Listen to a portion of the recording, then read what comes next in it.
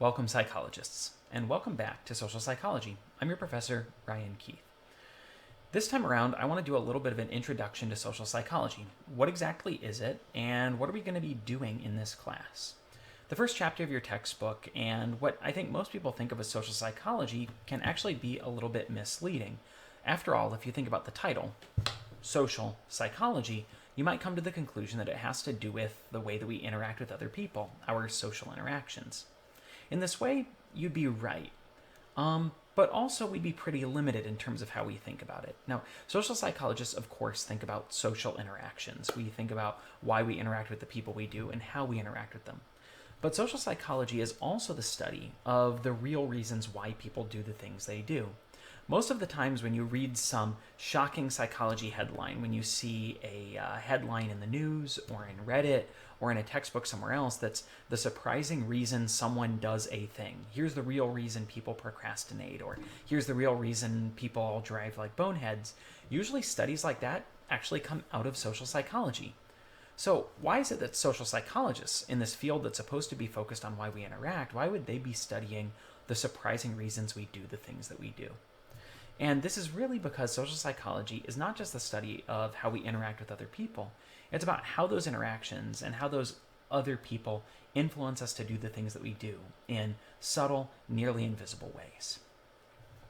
Before we talk about those nearly invisible ways that we end up influenced by other people, or we talk about what they specifically have to do with social psychology, let's examine one specific idea. And that's the idea that even though most of us feel like we know why we do the things that we do, in reality, we're not particularly good at predicting or explaining what it is we'll do or why it is we do those things. For example, we might look at the things that we do and draw conclusions about ourselves. If I go to the gym, it must be because I think that taking care of myself is important. Or if I floss my teeth, it's because I think that dental hygiene is important. If I drive aggressively, it's because I'm some sort of jerk who doesn't really care about the people around me. If I stop and help somebody, that must say that I'm a good kind of a person. And if I don't help somebody, it's because I'm a selfish kind of a person. If I harm someone, it's because I'm the worst kind of a person. Oftentimes, we look at people's actions and we draw conclusions about what kinds of people that they are. In many of the things that I'll assign you this semester, and especially in the coming weeks as we examine deeply social cognition, we're going to examine in greater detail something that's known as the person-situation debate.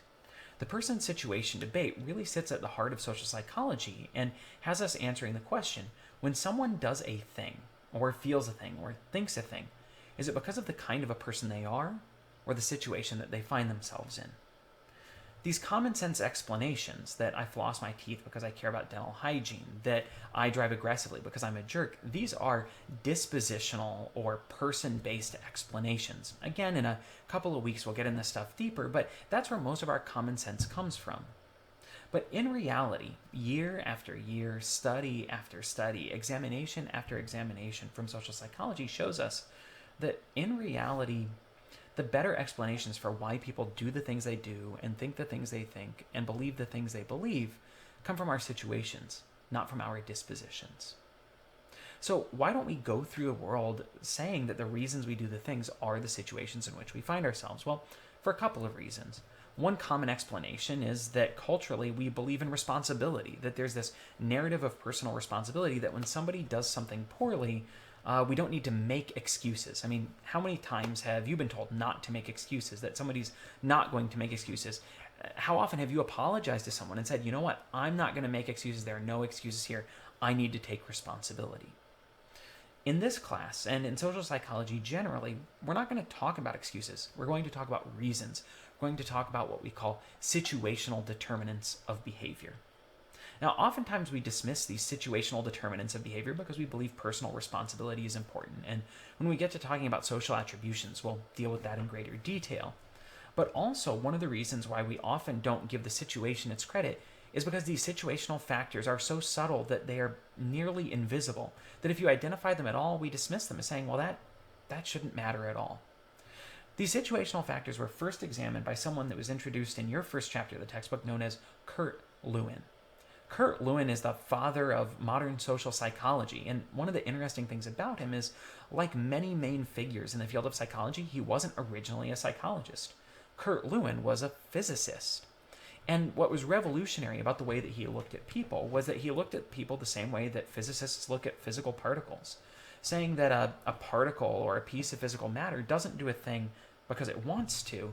It does a thing that way because it has to, because it's acted on by outside forces around it, or it functions in a certain way because it's a piece of machinery and that's how it's supposed to function. If I cast around my desk here and I find something like this pen, if I let go of this pen, it's going to fall. I'm not actually going to let go of the pen because Grady's sleeping in the room back there. If you see me looking away from the camera, it's because I'm watching the monitor right here. But I'm not going to drop the pen because it'll make an even louder noise than I'm making here.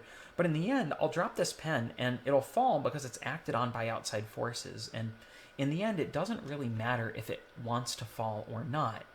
It does. And maybe this pen, if you were to ask it, it would tell you that it fell because it wanted to. Maybe it fell not because it wanted to, but because it made mistakes in the past and it needs to own up to the responsibility. In the end, we know it's gravity that pulls it down. And Kurt Lewin, he looked at people the same way and said, well, human behavior is a result of the functioning of our brains. And our brains are organs, and our organs, whether they're your liver or your pancreas or your brain, is this piece of biological equipment that functions according to specific rules. If you give it certain inputs, it'll give you certain outputs. If you drink a bunch of water, you're going to have to urinate. That's just a physical function. And your brain ostensibly works the same way. And Lewin then said when people behave in a particular way, it's a result of those inputs, many of those inputs that come from the world around us. And Lewin defined these factors, these nearly invisible factors that shape our behavior, as channel factors. That's a really important term for you to know. Channel factor. It's a nearly invisible force, the kind that you wouldn't see, and if you did, you might dismiss it. I'm going to give you a few examples of channel factors, introducing some of the stuff we'll talk about this semester. But if I think about one, like one of my favorite studies is a study conducted by a social psychologist named Howard Leventhal, also often known as the Yale Tetanus Study. Many social psychologists like Howard Leventhal also work in a field known as public health. Many of you might be going into public health, which is a field where health professionals don't just directly treat patients, but they try to convince patients to do the things that they should do to be healthy anyway, like get vaccinations or exercise or eat healthily. In this case, Howard Leventhal was working at Yale University, convincing students that what they needed to do was get their tetanus immunizations, get their tetanus shots. And in this study, what Howard Leventhal did was he took a bunch of Yale seniors, people who'd been at Yale for 4 years now, and he tried to get them to go get their tetanus shots. He divided them into a number of groups that he treated somewhat differently to see which group would be most likely to get their tetanus shots. The first group he treated as the informational group. He gave these guys informational pamphlets on tetanus, what a tetanus shot was and how it worked and what was tetanus and what happened if you got it and why it was important to get it and prevalence rates, and tried to convince them with this informational pamphlet alone that they should go ahead and get their tetanus shots. Now, if you're guessing that this wasn't particularly effective, you're right. About 3% of the people who received that informational pamphlet ultimately went and got their tetanus shots. Now, if we think about the ways that we commonsensically try to convince people to do things, we think about appealing to people's emotions. As we'll talk about later when we get into persuasion, this is important, and Howard Leventhal understood this. That's why he created a second pamphlet that was his fear-inducing pamphlet. That pamphlet included the same information that the informational kids got, but also some fear-inducing information. Photographs of people who had died from tetanus, or what tetanus infections looked like, a description of the gory details of what it was like to go through tetanus. He did everything he could, in addition to giving information on tetanus, to induce fear in the people who received this pamphlet. Now, if you're like most people, you've had individuals try to motivate you with fear before, whether it's fear of punishment from your parents, fear of a loss from a coach, or fear of the consequences of not doing well in school. If you don't study for this test, you're going to fail, you'll fail out of school, and you're going to end up being a garbage collector the rest of your life. If you're like me, you're a little upset that when your teachers told you this, they didn't explain that the sanitation workers made more money than they did. It was kind of an interesting omission. But in the end, we've all encountered this before, and even though commonsensically it makes sense to think that fear would be helpful, what Howard Leventhal uncovered is exactly what you might see if you looked at your own experience at how well fear worked as a motivator, and that's that it didn't work well at all. Again, about 3%, exactly the same number of people, 3% of people who received the fear-inducing pamphlet ultimately went and got their tetanus shots. It's an example of how our common sense explanations ultimately fail us, and another explanation of why, in the end, social psychology is more important and more interesting than a lot of people give it credit for. Leventhal, in this case, really racked his brain and tried to think of something else he could do to try to get people to go ahead and get their tetanus shots. And as a last-ditch effort, he created a third group of individuals, and a third pamphlet. It included the information, it included the fear, but it also included something that had been missing from the other pamphlets: specific steps. These specific steps included things that normally we would dismiss as being unimportant or uninteresting or that shouldn't have any impact. Steps like a map to where the infirmary is. These are Yale students who'd been on campus at this relatively small university for at least 3 years. They know where the student healthcare center is. It included specific steps on how to get an immunization, like walk into the office, request a tetanus immunization, wait to be called back, receive immunization, the kinds of steps that common sense people like you and I could think of off the top of our heads. These steps shouldn't matter. The map shouldn't matter. And yet, when students were given this pamphlet with the individual steps, what Leventhal found is that more than 70% of them went ahead and got their immunizations. This is a fantastic example of a channel factor. It's some factor that is nearly invisible, that shouldn't matter, but that channels people's behavior in a particular direction. Further studies into this kind of behavior has found that specific steps are really, really important. If you look in my class, I do my best to give you as many specific steps as possible, even if theoretically they shouldn't matter, because what we know is that fear, like fear of failure or fear of punishment or fear of death from tetanus, isn't on its own motivating. It's paralyzing. It makes you want to stick your head in the sand and ignore the whole situation. But that specific steps can help you what's called concretize or make concrete those vague intentions to do a thing and turns it into a specific action that actually gets carried out. The most successful Get Out the Vote campaigns take this same idea and run with it, not just trying to motivate people to vote or explain to them why it's important to vote, but also showing them where their closest voting precinct is or walking them through the voter registration process. Because even though that should be common sense and it shouldn't be difficult, it does matter. Additional findings in social psychology continue to support this idea that things that shouldn't matter absolutely do. For example, we like to think that if you help somebody out, it's because you're a good person. But a study we'll talk about later, Darley and Batson's Good Samaritan study in the 70s, found that people who help other people don't do it because they're good people, but simply because they have the time and the opportunity to. Studies by psychologists you may have heard of, like Stanley Milgram and Philip Zimbardo, found that oftentimes individuals hurt each other, not because they're bad people, but because they're ordered to do so, or they're encouraged to do so, or because the situation simply allows them to. These things that shouldn't matter absolutely do. In the end, all of these examples show that people do things not for common sense reasons, not because of what kind of a person they are, but because of the kind of situation in which they find themselves. So why is it that this is tied to social psychology of all things? Why would these invisible factors be so closely related to how we interact with the people around us? Well, this has to do with what kind of an animal we are. If we think about it, we have dominated the globe. We have a greater impact on this planet than pretty much any other species in recorded history ever has. But if you think about what people have that make us a creature that's likely to dominate the planet, we don't have all that many great adaptations.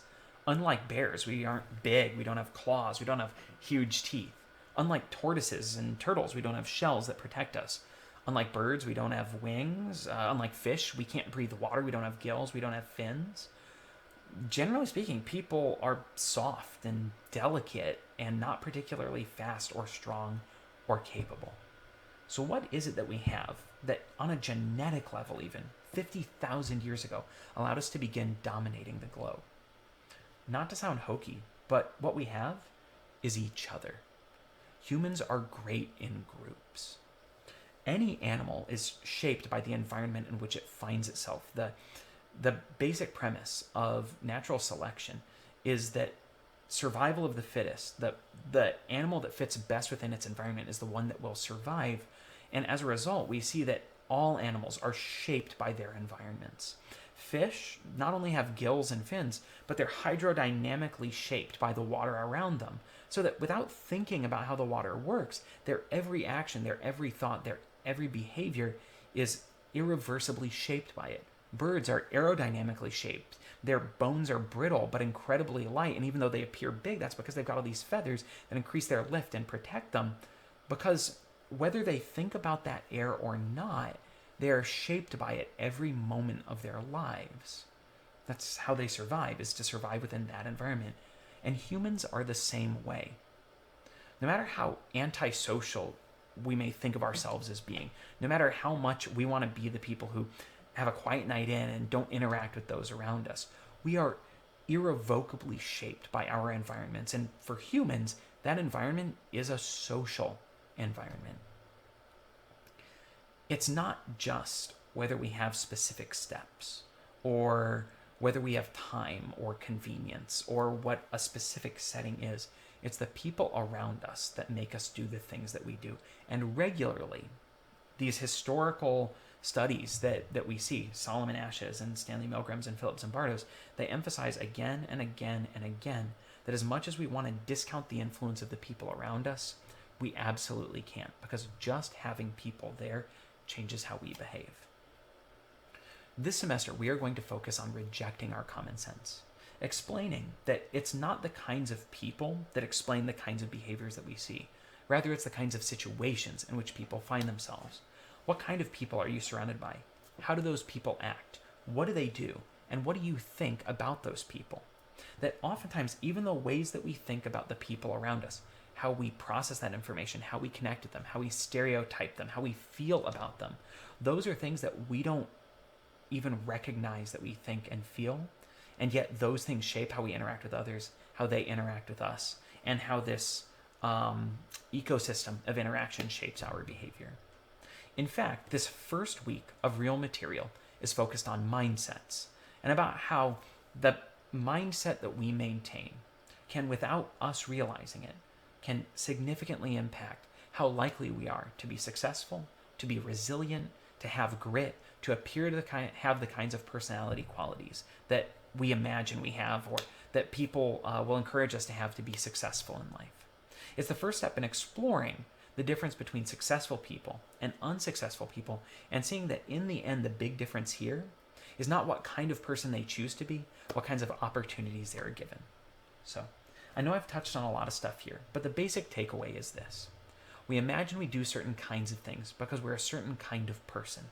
But in reality, it's possible that, much like the Invisibilia episode that I assigned to you guys before explains, in the end, we do things not because we're a certain kind of person, but because we find ourselves in certain kinds of situations. And that in reality, personality might not be that big of a factor, and instead, situational factors are to blame or should be given that credit. So go ahead and tackle this first real week's worth of material. Try to digest that information and think about how to apply this mindset information to yourself, but also the kind of work you need to do this semester. Give yourself the kinds of situation that you need to be successful in taking tests, taking part in the online course, but also in your writing. Of course, if you have any questions, reach out to me right away. One of the best things any student can do to be successful is to be in contact with their instructor. So of course, follow up in your meetings, take advantage of my online office hours, send me an email, give me a call, come see me in person. If you have any other questions about the person situation debate, about the invisible channel factors that turn us into the kind of people that we are, or how to be successful in an online class, just let me know. Again, I'm your professor, Ryan Keith.